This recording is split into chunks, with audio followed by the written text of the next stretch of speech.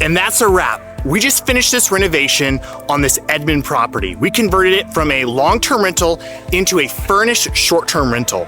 Let's go in and check out the renovations and the updates we made.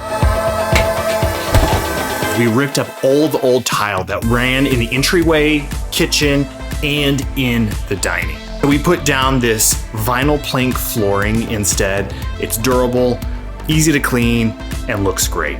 We also took out the ceiling fan that was right here in the kitchen, and we put up these wonderful wafer lights instead. We also ripped out all of the old carpet, so now we have the same flooring running throughout all the bedrooms. My wife Hannah is a beautiful designer, and she actually did all of the interior design work, selecting all the finishes for this Airbnb. One of the other big changes we made was to this hall bathroom. The old shower, some of the tile was starting to fall off, and the shower head was really low. It would just like spray me in the neck.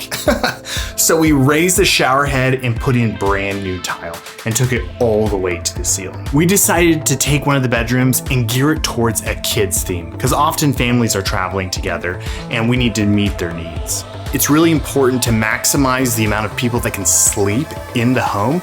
So for this room, we put in a queen bed and an extra large twin pull-out underneath. We want our guests to feel at home here and have a wonderful outdoor patio area to hang out.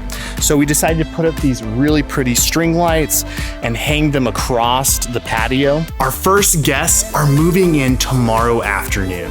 So I'm here to button everything up and make sure it's ready for them. Airbnb and rental properties are a great way to build your wealth. If you need help and you're in the market to buy a rental property or build your own Airbnb business, give me a call. I'd love to help you out.